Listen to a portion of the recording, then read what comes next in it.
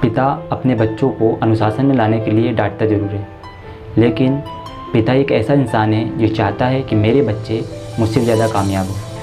Hello दोस्तों, मैं हूं मधुसिंह खोकर, आपका दोस्त, एंटरप्रेन्योर, मोटिवेशनल स्पीकर। पिता पुत्र की एक ऐसी कहानी जो हमें बहुत कुछ सिखाती है। नितिन एक मिडिल क्लास फैमिली से था। वे परिवार का अकेला बेटा था, इसलिए उसे बचपन से ही अपने माँ बाप का खूब प्यार मिला था। वो जिस चीज़ पर उंगली रखता वे चीज़ उसे आसानी से मिल जाती, और शायद इस वजह से उसकी आदतें थोड़ी ख़राब हो रही थी। वह बहुत ज़िद्दी हो गया था, बात बात पर रूठ जाता था। जब नितिन 12वीं क्लास में आया तो वह काफ़ी चिड़चिड़ा हो गया था। माँ बाप की कोई बात नहीं मानता था और नितिन के पिता को इस बात का एहसास हो चुका था। नितिन के पिता उसमें अनुशासन लाना चाहते थे और उन्होंने पूरी कोशिश भी की। नितिन जब भी अपने कमरे में खाली बैठता तो कमरे की सारी लाइट जलती रहती।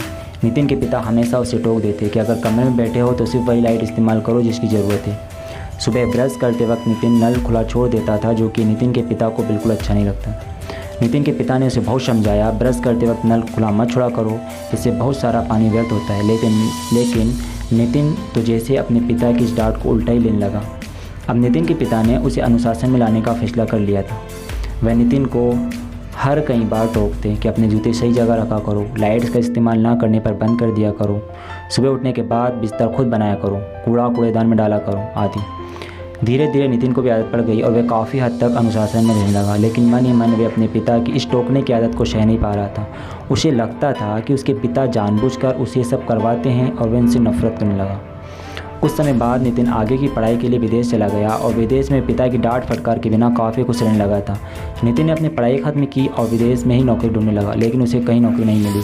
नितिन ने बहुत कोशिश की, लेकिन कहीं कोई अच्छी नौकरी नहीं मिल पाई और फिर आखिरकार थक कर उसने घर वापस जाने की सोची। लेकिन जाने के 2 दिन पहले ही नितिन को एक फैक्ट्री में जॉब का ऑफ़र आया।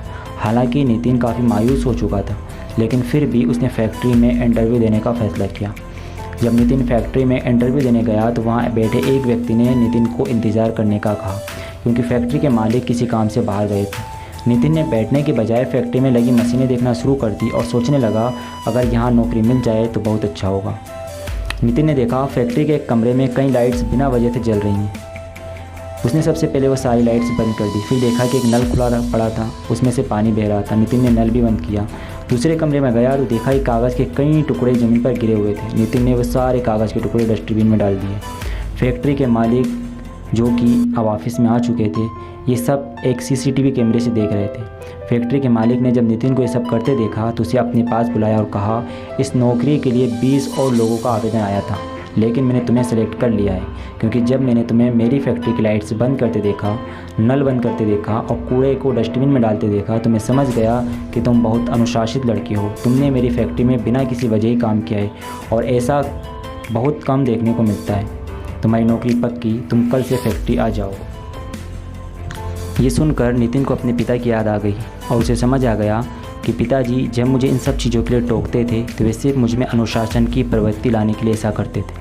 उसे एहसास हो गया कि पिता की सिखाई आदतों की वजह से उसे नौकरी मिली है। नितिन ने अगले ही पल अपने पिता को फ़ोन किया और उन्हें अपनी नौकरी की खुशखबरी दी और साथ ही उनसे माफ़ी भी मांगी। दोस्तों, हमारे माता पिता अगर हमें कभी डांटते हैं तो सिर्फ इसलिए ताकि हम एक अच्छे इंसान बन सकें और ज़िंदगी में सफल हो सकें। माँ अपने बच्चों के सबसे अधिक नज़दीक होती है, क्योंकि वे अपने बच्चों की हर बात मानती है।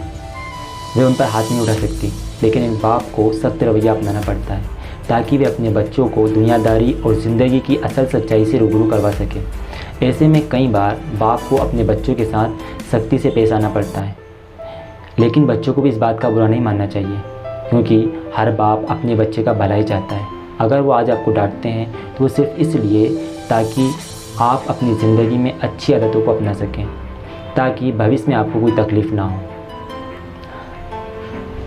प्यारे दोस्तों, अगर ये कहानी आपको अच्छी लगी हो तो अपने दोस्तों के साथ शेयर करना ना भूलें। Please subscribe this channel. Thank you so much.